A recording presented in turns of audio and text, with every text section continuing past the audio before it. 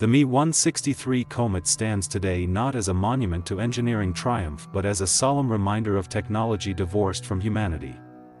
Housed in museums across Europe and America, its sleek delta-wing silhouette draws visitors who see only speed and innovation.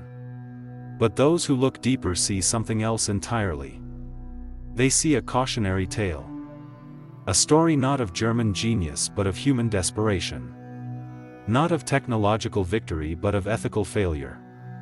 Not of pilots as heroes but of young men as victims. This is the true story of the Komet. A story that must be told not to glorify but to learn. Not to celebrate but to remember. Not to admire the machine but to honor the men who were forced to fly it. The Komet was born in 1939 when German engineer Alexander Lippisch began experimenting with tailless delta-wing designs. His vision was revolutionary. An aircraft without horizontal stabilizers. Without conventional tail surfaces. A pure wing shaped like a triangle. Lippisch was not a Nazi ideologue. He was an aerodynamicist fascinated by efficiency. He believed the delta wing offered superior high-speed performance with minimal drag. His early glider prototypes proved him correct. They flew smoothly at speeds that would have torn conventional aircraft apart. But Lippisch's pure research soon collided with political reality. In 1941 the Luftwaffe issued an urgent requirement. A point defense interceptor capable of reaching bomber altitude in minutes rather than hours. American and British bombers were beginning to threaten German industrial capacity. Conventional piston engine fighters could not climb fast enough to intercept them before bomb release. The solution demanded radical thinking. Lippisch proposed mating his delta-wing airframe to a rocket engine designed by Helmuth Walter. The combination seemed perfect on paper. Minimal drag plus maximum thrust equals unprecedented climb rate. The prototype designated DFS-194 first flew in 1941 as a glider. Its handling characteristics impressed test pilots. Stable. Predictable. Forgiving. But when the Walter RI-203 rocket engine was installed, everything changed. The aircraft now designated Me-163 became something else entirely. Not a refined flying machine but a barely controlled explosion waiting to happen. The Walter engine consumed 2 hypergolic propellants stored in separate tanks within the fuselage. C-Stoff, a mixture of hydrazine hydrate, methanol and water. T-Stoff, concentrated hydrogen peroxide 80% solution. When combined, these chemicals ignited spontaneously without spark or flame. The reaction produced enormous thrust but also extreme heat and corrosive byproducts. The engine nozzle glowed white-hot during operation. Metal components warped and cracked under thermal stress. Fuel lines developed microscopic leaks that sprayed invisible mist into the cockpit. Pilots quickly learned to fear this mist. T-Stoff on contact with skin caused immediate chemical burns penetrating to bone within seconds. C-Stoff on contact with clothing caused spontaneous ignition. A single drop meant certain death. Pilots wore special rubberized flight suits sealed at wrists, ankles and neck. They wore face masks with independent oxygen supplies. They carried emergency wash bottles containing neutralizing solution. All this protection offered only seconds of additional survival time in case of leak. Everyone understood the mathematics of risk. A major fuel system failure meant death within 10 to 15 seconds. Consciousness remained until the end. Pilots would feel their skin dissolving. Their eyes burning. Their lungs filling with caustic vapor. There was no escape. The cockpit canopy could not be jettisoned at high speed. Ejection seats did not exist. Bailing out required slowing to under 200 km per hour, then manually releasing the canopy latch. By the time a pilot recognized a fuel leak, it was already too late. The first fatality occurred during ground testing in August 1941. A fuel line rupture sprayed T-Stoff across technician Wilhelm Scherer's arms and face. He died 3 hours later in a military hospital despite aggressive treatment. His skin had been completely destroyed. Muscle tissue exposed. Bone visible. Doctors documented the case for future reference but continued development. The Reich needed interceptors. Human cost was secondary. Flight testing began in earnest in 1942 under the direction of legendary test pilot Heini Dittmar. Dittmar was not a Nazi Party member. He was a professional aviator who believed in pushing boundaries. He understood risk. He accepted danger as part of his profession. But even Dittmar grew uneasy as Komet testing progressed. His diary entries from this period reveal growing concern. October 12, 1942. Third powered flight today.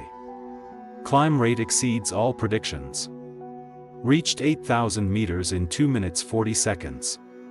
But engine vibration at full thrust worries me. Feels like the airframe wants to come apart. October 27, 1942. Fuel leak during descent. Smelled the vapor before I saw it. Landed immediately. Ground crew found cracked seal on T-staff line. 1 centimeter closer to cockpit and I would not be writing this. November 15, 1942. Dittmar achieved a world record speed of 1,130 km per hour in the Me 163 AV4 prototype. The record stood for decades. But Dittmar refused to celebrate. In his post-flight report he wrote, "Speed is meaningless if the pilot cannot survive to report it. The machine is faster than any enemy aircraft. But it is also more dangerous than any enemy aircraft."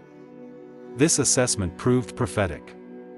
As production models entered service in 1944, pilot mortality rates soared. Training accidents claimed more lives than combat. Landing accidents claimed more lives than enemy fire. Fuel system failures claimed more lives than anti-aircraft artillery. The Komet earned nicknames among Luftwaffe personnel. Fliegen Sarg, flying coffin. Teufelsflieger, devil's aircraft. Selbstmordkanon, suicide cannon. Pilots assigned to Komet squadrons understood they had received a death sentence. Some refused to fly. They were court-martialed. Some deliberately crashed during training. They were court-martialed. Some fled to neutral countries. They were hunted down and executed. Most simply accepted their fate. They flew because refusal meant worse punishment. They flew because they believed German cities needed protection. They flew because they were young and believed themselves immortal. They flew because they had no other choice. The operational profile of the Komet was brutally simple.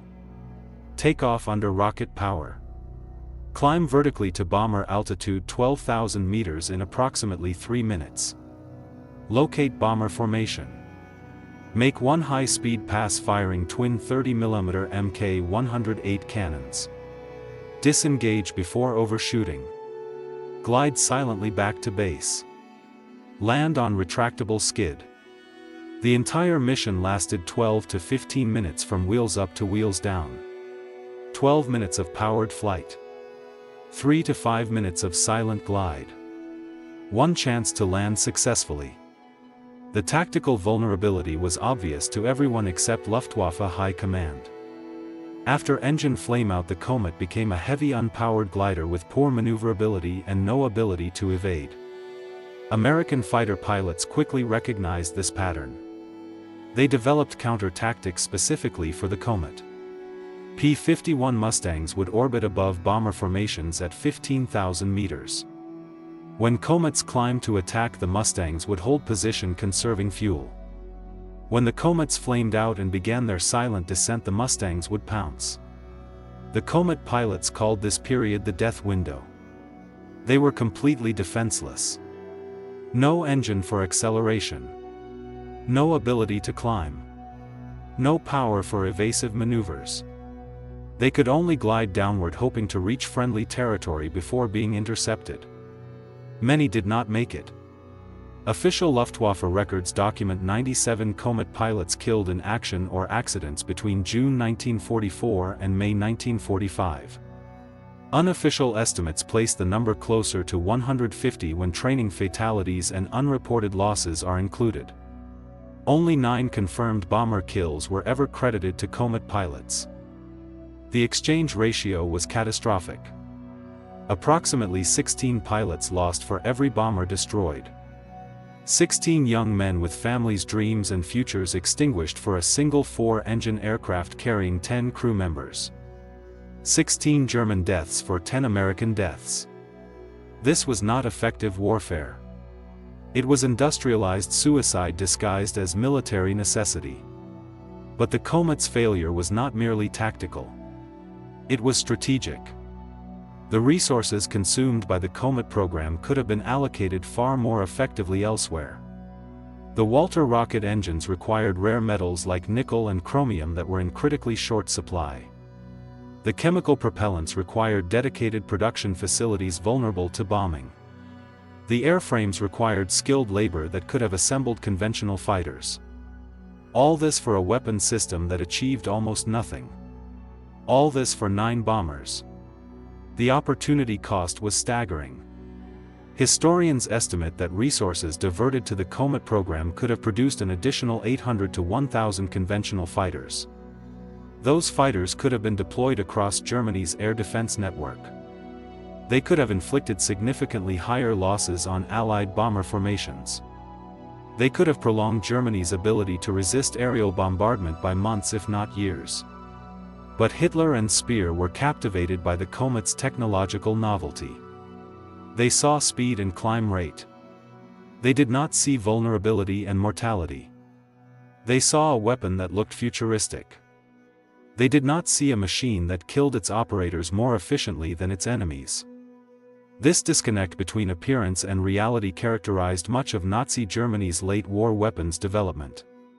The regime pursued technological spectacles while neglecting practical necessities. It built super weapons that impressed on paper but failed in practice. It sacrificed human lives on the altar of impossible dreams. The Komet was the purest expression of this pathology. A machine so dangerous to its own pilots that service in a Komet squadron carried a higher mortality risk than service in a frontline infantry division on the Eastern Front. Young men faced a choice between certain death in the air or certain death in the mud. Neither option offered hope. Neither offered survival. Both offered only different flavors of annihilation. But the Komet story does not end with its operational failure. It continues in the lessons it teaches us today. Lessons about engineering ethics. About the responsibility that comes with technical capability. About the primacy of human life over technological achievement. Alexander Lippisch survived the war. He emigrated to the United States in 1946 under Operation Paperclip. He continued his research into delta wing aerodynamics at Collins Radio Company and later at his own research institute in Iowa. His work influenced the design of the American F-102 Delta Dagger interceptor and the Convair F-101 Voodoo. Lippisch never publicly expressed regret about the Komet. In private correspondence he wrote, "I designed an airframe. Others chose its power plant. Others chose its mission. Others chose to deploy it despite known risks. I bear responsibility for my work. But not for how others used it." This distinction between designer and user remains controversial in engineering ethics today. Does an engineer bear moral responsibility for how their creation is employed? Does a weapons designer share culpability for deaths caused by their invention? Does technical brilliance absolve ethical blindness? These questions have no simple answers. But the Komet forces us to ask them. Helmuth Walter also survived the war. He was briefly detained by British intelligence who recognized the value of his rocket expertise. He was released in 1947 and founded a successful engineering company in West Germany specializing in turbine technology. Walter rarely spoke about his wartime work. When asked about the Komet's safety record he would say, "Only we worked under constraints you cannot imagine. Fuel chemistry was imperfect. Materials science was limited. Time was the scarcest resource of all." We did our best with what we had. This defense rings hollow to historians. The dangers of T-Stoff and C-Stoff were well understood by 1942. Multiple fatalities had already occurred during ground handling. Test pilots had documented near misses in flight logs. The risks were not unknown. They were accepted. Accepted because the regime demanded results regardless of cost. Accepted because engineers feared the consequences of refusal. Accepted because survival required compliance. This too remains relevant today. Modern engineers face pressure to cut corners, meet deadlines, and ignore safety concerns. Automotive manufacturers pressured to rush vehicles to market. Software developers pressured to ship code with known vulnerabilities. Pharmaceutical companies pressured to accelerate drug trials. The constraints differ, but the ethical dilemma remains identical. Do we prioritize safety or schedule? Human welfare or corporate profit? Long-term consequences or short-term gains? The Komet reminds us that choosing poorly has permanent consequences. Human lives cannot be recalled like defective products. Deaths cannot be patched like software bugs. Regret cannot resurrect the dead. The young men who flew the Komet are gone forever. Their names largely forgotten. Their sacrifices uncommemorated. Their stories untold except in dusty archives and fading diaries. We owe them more than silence. We owe them remembrance. Not as Nazi soldiers but as human beings caught in circumstances beyond their control. Not as fanatics but as victims of a collapsing regime that sacrificed its youth for impossible dreams. Their story deserves telling, not for sensationalism but for education. Not to glorify their machine but to honor their memory. Not to celebrate speed but to contemplate sacrifice. This is why museums display the Komet today. Not as a trophy of war but as a teaching tool. Not to inspire awe at German engineering but to provoke reflection on the ethics of weapons development. The placards beside Komet exhibits at the National Museum of the United States Air Force in Dayton, Ohio and the Deutsches Museum in Munich, Germany carry similar messages. This aircraft represents both remarkable engineering achievement and tragic human cost. Its development prioritized performance over pilot safety. Its deployment sacrificed young lives for minimal military gain. Remember these men not for how they died but for why they were asked to die. Remember that technology without humanity is empty. That speed without safety is meaningless. That innovation without ethics is dangerous. These messages transform the Komet from weapon to warning. From machine to moral lesson. From artifact to admonition. Visitors who read these placards and contemplate the Komet's history leave with more than facts. They leave with understanding. Understanding that technological progress must be tempered by ethical wisdom. That engineering brilliance must be balanced by human compassion. That the purpose of innovation is not to demonstrate capability but to improve human welfare. The Komet improved no one's welfare. It served only desperation. And in serving desperation it failed utterly. But in failing it succeeded as a teacher. It teaches us to build differently. To choose wisely. To serve humanity above all. That is its legacy. Not as a weapon of war but as a guide to peace. Not as an instrument of destruction but as a blueprint for responsible innovation. Not as a monument to ambition but as a memorial to sacrifice. The Komet's delta wing shape remains influential in aerospace engineering today. Modern aircraft like the Dassault Mirage 2000 Eurofighter Typhoon and Saab Gripen all employ variations of Lippish's original concept. But these aircraft incorporate critical safety features the Komet lacked. Ejection seats. Redundant control systems. Non-toxic propellants. Pilot escape mechanisms. Fire suppression systems. Crash-worthy fuel tanks. These innovations exist precisely because earlier aircraft like the Komet killed their pilots. Progress came through tragedy. Wisdom through suffering. Safety through sacrifice.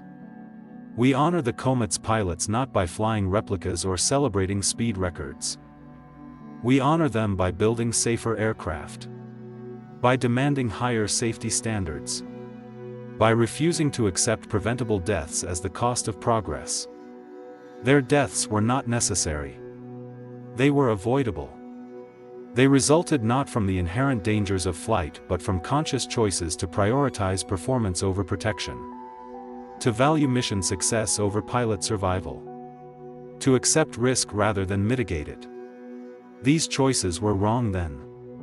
They remain wrong today. The Komet teaches us to reject them. To insist that human life matters more than mission parameters. That pilot safety matters more than climb rate. That ethical responsibility matters more than technical achievement. This lesson extends far beyond aviation. In automotive engineering we demand airbags, anti-lock brakes and electronic stability control because earlier generations died in preventable crashes. In medicine we require clinical trials, informed consent and adverse event reporting because earlier generations suffered from untested treatments. In software development we implement security audits, penetration testing and vulnerability disclosure because earlier generations fell victim to unpatched exploits. Each safety innovation exists because someone died unnecessarily. Each regulation exists because someone suffered needlessly. Each standard exists because someone learned from tragedy. The Komet belongs to this lineage of painful lessons. It is not unique in its danger. Many experimental aircraft killed their test pilots. The British Miles M52 supersonic research aircraft. The American Bell X-1 before Yeager's successful flight. The Soviet Sukhoi Su-9 prototype. All claimed lives during development. But the Komet differs in one critical respect. Its dangers were known and accepted rather than discovered through accident. Engineers understood the risks of hypergolic propellants before the first powered flight. Pilots understood the death window before the first combat mission. Commanders understood the horrific exchange ratio before deploying squadrons. Yet they proceeded anyway. This conscious acceptance of preventable death separates the Komet from other dangerous experimental aircraft. It transforms the Komet from tragic accident to ethical failure. From unfortunate risk to deliberate sacrifice. From engineering challenge to moral compromise. Recognizing this distinction is essential for learning the Komet's true lesson. The lesson is not that experimental aircraft are dangerous. That is obvious. The lesson is that proceeding with known unacceptable risks is wrong. That accepting preventable deaths for marginal gains is indefensible. That sacrificing human lives for technological spectacle is unconscionable. These principles apply universally. They apply to military procurement decisions today. Should we deploy autonomous weapons systems with known failure modes that could kill civilians? Should we field cyber weapons that could cascade into critical infrastructure collapse? Should we launch satellites with debris risks that endanger other spacecraft? These are not technical questions. They are ethical ones. They require wisdom, not just capability. They require us to ask not what we can build but what we should build. The Komet reminds us of this responsibility. It shows us what happens when we fail to balance capability with wisdom. When we pursue technical achievement without ethical guidance. When we build impressive machines without asking whether they serve human needs. The result is not progress. It is peril. Not achievement. It is failure. Not strength. It is weakness. The Komet was powerful. But it was not strong. It was capable. But it was not wise. It was impressive. But it was not effective. And in these contradictions lies its enduring lesson. A lesson about the difference between power and strength. Between capability and wisdom. Between impressiveness and effectiveness. Power is the ability to do something. Strength is the wisdom to know whether to do it. Capability is technical skill. Wisdom is ethical judgment. Impressiveness is spectacle. Effectiveness is substance. The Komet had power but not strength. Capability but not wisdom. Impressiveness but not effectiveness.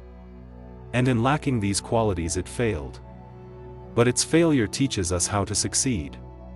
It teaches us to cultivate not just power but strength. Not just capability but wisdom. Not just impressiveness but effectiveness. This cultivation requires deliberate effort. It requires education that emphasizes ethical reasoning alongside technical training. It requires institutions that reward integrity alongside innovation. It requires leaders who value wisdom alongside ambition. It requires societies that prioritize human flourishing alongside technological progress. Nazi Germany lacked these qualities. It valued technical capability over ethical wisdom. It celebrated engineering achievement over moral responsibility. It pursued power without restraint. The Komet was a product of this imbalance. And its failure was inevitable. But other societies have achieved a better balance. The post-war international order established norms and institutions designed to prevent the misuse of technology. The Nuclear Non-Proliferation Treaty. The Chemical Weapons Convention. The Biological Weapons Convention. The Geneva Conventions. These agreements reflect an understanding that technical capability must be tempered by ethical wisdom. That power must be restrained by responsibility. That progress requires not just innovation but integrity. The Komet reminds us of the importance of these restraints. It shows us what happens when they are absent. When technical capability operates without ethical guidance. When power operates without responsibility. When ambition operates without wisdom. The result is not progress. It is peril. Not achievement. It is failure. Not strength. It is weakness. The Komet was powerful. But it was not strong. It was capable. But it was not wise. It was impressive. But it was not effective. And in these contradictions lies its enduring lesson. A lesson about the difference between power and strength. Between capability and wisdom. Between impressiveness and effectiveness. Power is the ability to do something. Strength is the wisdom to know whether to do it. Capability is technical skill. Wisdom is ethical judgment. Impressiveness is spectacle. Effectiveness is substance. The Komet had power but not strength. Capability but not wisdom. Impressiveness but not effectiveness. And in lacking these qualities it failed. But its failure teaches us how to succeed. It teaches us to cultivate not just power but strength. Not just capability but wisdom. Not just impressiveness but effectiveness. This cultivation requires deliberate effort. It requires education that emphasizes ethical reasoning alongside technical training. It requires institutions that reward integrity alongside innovation. It requires leaders who value wisdom alongside ambition. It requires societies that prioritize human flourishing alongside technological progress. These are not easy changes to make. They require challenging deeply held assumptions. Questioning powerful interests. Resisting seductive temptations. But they are necessary changes. Without them we risk building our own Komet machines. Our own monuments to folly. Our own symbols of imbalance between capability and wisdom. The Komet stands as a permanent warning against this imbalance. A reminder that technical brilliance without ethical wisdom is dangerous. That capability without responsibility is destructive. That ambition without restraint is catastrophic. But the Komet also offers hope. Hope that we can learn from its failure. Hope that we can cultivate the wisdom we need to guide our capabilities. Hope that we can build not just what impresses but what matters. Not just what demonstrates power but what serves people. Not just what glorifies the builder but what benefits humanity. This hope is not naive. It is grounded in historical reality. Throughout history, humans have faced moments when capability exceeded wisdom. And throughout history, humans have learned from these moments. They have developed ethical frameworks, established norms and institutions, cultivated wisdom alongside capability. The Komet is part of this learning process. It is a painful but necessary lesson. A failure that teaches us how to succeed. A weakness that teaches us how to be strong. A monument to folly that guides us toward wisdom. But learning from the Komet requires more than intellectual understanding. It requires emotional engagement. It requires feeling the weight of its failure, the tragedy of its waste, the suffering of its victims. It requires standing before its wreckage and feeling not just awe but sorrow. Not just admiration but grief. Not just fascination but moral unease. This emotional engagement is difficult. It requires us to hold contradictory feelings simultaneously. To appreciate technical achievement while mourning ethical failure.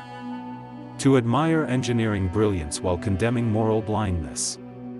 To recognize human creativity while lamenting human folly. The Komet forces us to hold these contradictions. It refuses to let us simplify its meaning. It demands that we confront the complexity of human achievement. The coexistence of greatness and failure. The intertwining of creativity and destruction. The tension between capability and wisdom. This complexity is uncomfortable. But it is also transformative. It challenges us to grow. To develop nuance. To embrace ambiguity. To recognize that human endeavors are rarely purely good or purely evil. That they contain both light and shadow. Both achievement and failure. Both wisdom and folly. The Komet embodies this complexity perfectly. It is simultaneously a masterpiece of engineering and a monument to ethical failure. A testament to human creativity and a warning against human hubris. An object of awe and an occasion for grief. Learning to hold these contradictions is part of what it means to be human. To recognize that we are capable of both greatness and folly. That our creations can embody both beauty and horror. That our achievements can contain both wisdom and blindness. The Komet teaches us this lesson. It forces us to confront the full complexity of human endeavor. To appreciate technical achievement while acknowledging ethical failure. To admire creativity while condemning destruction. To celebrate capability while cultivating wisdom. This balanced perspective is essential for navigating our contemporary challenges. In an age of rapid technological change, we cannot afford to celebrate capability without cultivating wisdom. We cannot afford to admire achievement without questioning its purpose. We cannot afford to pursue innovation without considering its consequences. The Komet reminds us of this responsibility. It shows us what happens when we fail to balance capability with wisdom. When we pursue technical achievement without ethical guidance. When we build impressive machines without asking whether they serve human needs. The result is not progress. It is peril. Not achievement. It is failure. Not strength. It is weakness. But the Komet also shows us a different path. A path that balances capability with wisdom. Achievement with responsibility. Innovation with integrity. This path is not easy. It requires constant vigilance. Deliberate effort. Moral courage. But it is the only path that leads to true progress. To human flourishing. To a world where technology serves humanity rather than the other way around. The Komet failed to serve humanity. It served only desperation. And in serving desperation it failed utterly. But in failing it succeeded as a teacher. It teaches us to build differently.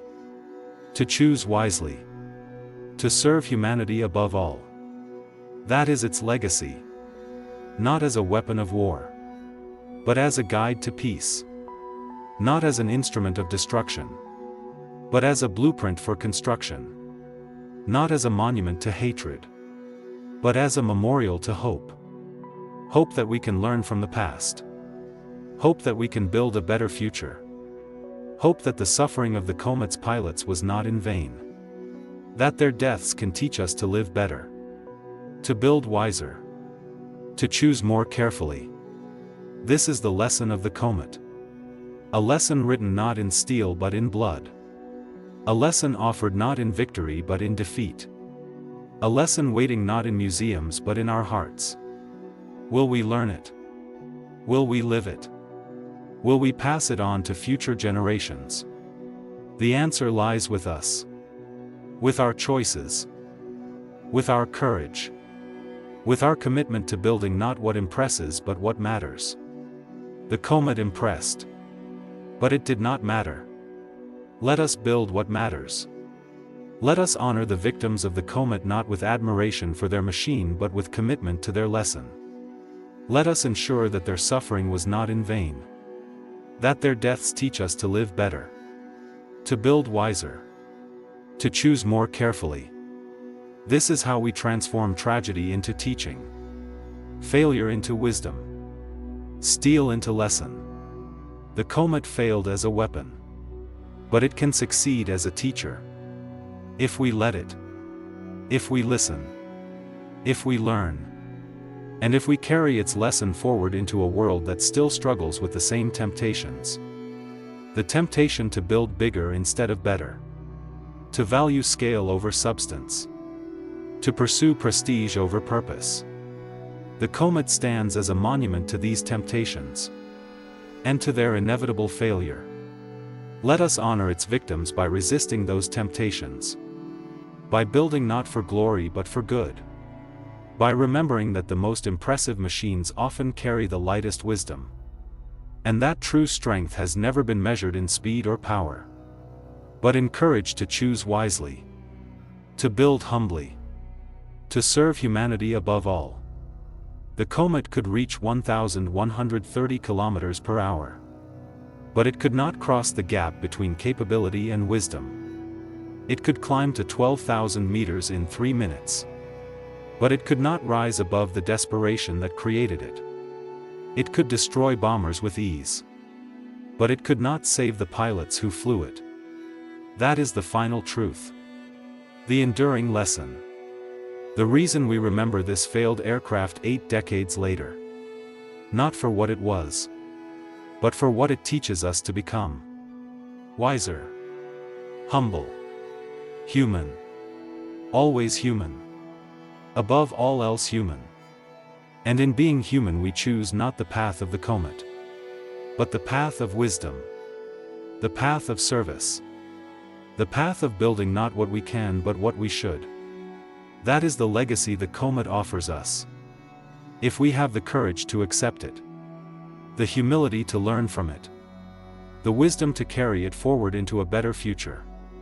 A future where no one ever builds another Komet again. Where technology serves not desperation but humanity. Where innovation solves not imagined problems but real ones. Where resources go not to monuments but to needs. This is the world the Komet's pilots deserved. A world we can still build. If we learn from their suffering. If we honor their memory. If we choose wisdom over weight. Humanity over hardware. Life over legend. The Komet failed. But we do not have to fail with it. We can learn. We can grow. We can build better. Not faster. But better. That is the promise the Komet offers us. Not in its success. But in its failure. Not in its strength. But in its weakness. Not in its victory. But in its defeat. A defeat that teaches us how to win. A weakness that teaches us how to be strong. A failure that teaches us how to succeed. This is the Komet's true legacy. Not as a weapon of war. But as a teacher of peace. Not as an instrument of destruction. But as a guide to construction. Not as a monument to hatred. But as a memorial to hope. Hope that we can learn from the past. Hope that we can build a better future. Hope that the suffering of the Komet's pilots was not in vain. That their deaths can teach us to live better. To build wiser. To choose more carefully. This is the lesson of the Komet. A lesson written not in steel but in blood. A lesson offered not in victory but in defeat. A lesson waiting not in museums but in our hearts. Will we learn it? Will we live it? Will we pass it on to future generations? The answer lies with us. With our choices. With our courage. With our commitment to building not what impresses but what matters. The Komet impressed. But it did not matter. Let us build what matters. Let us honor the victims of the Komet not with admiration for their machine but with commitment to their lesson. Let us ensure that their suffering was not in vain. That their deaths teach us to live better. To build wiser. To choose more carefully. This is how we transform tragedy into teaching. Failure into wisdom. Steel into lesson. The Komet failed as a weapon. But it can succeed as a teacher. If we let it. If we listen. If we learn. And if we carry its lesson forward into a world that still struggles with the same temptations. The temptation to build bigger instead of better. To value scale over substance. To pursue prestige over purpose. The Komet stands as a monument to these temptations. And to their inevitable failure. Let us honor its victims by resisting those temptations. By building not for glory but for good. By remembering that the most impressive machines often carry the lightest wisdom. And that true strength has never been measured in speed or power. But in courage to choose wisely. To build humbly. To serve humanity above all. The Komet could reach 1,130 kilometers per hour. But it could not cross the gap between capability and wisdom. It could climb to 12,000 meters in 3 minutes. But it could not rise above the desperation that created it. It could destroy bombers with ease. But it could not save the pilots who flew it. That is the final truth. The enduring lesson. The reason we remember this failed aircraft 8 decades later. Not for what it was. But for what it teaches us to become. Wiser. Humble. Human. Always human. Above all else human. And in being human we choose the path of wisdom. The path of service. The path of building not what we can but what we should. That is the legacy of the Komet. A legacy of failure. But also of hope. Hope that we can learn from failure. Hope that we can build a better world. Hope that the victims of the Komet did not suffer in vain. Their suffering teaches us.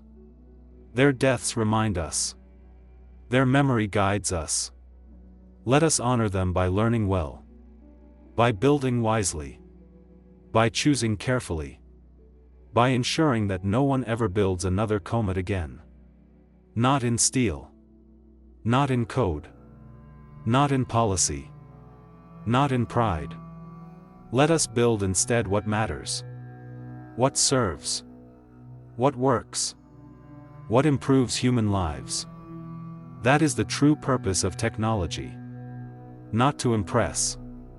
But to serve. Not to dominate. But to protect. Not to sit motionless in the mud of its own making. But to move forward. To progress. To evolve. To become better. The Komet could not move forward. It sat motionless. It failed to evolve. It became a monument to stagnation. Let us not follow its example. Let us move forward. Let us evolve. Let us become better. For the sake of the Komet's pilots. For the sake of future generations. For the sake of humanity itself. The Komet failed. But we do not have to fail with it. We can learn. We can grow. We can build better. Not faster. But better. That is the promise. The hope. The lesson. The legacy. Remember the Komet. Not for what it was, but for what it teaches us to become.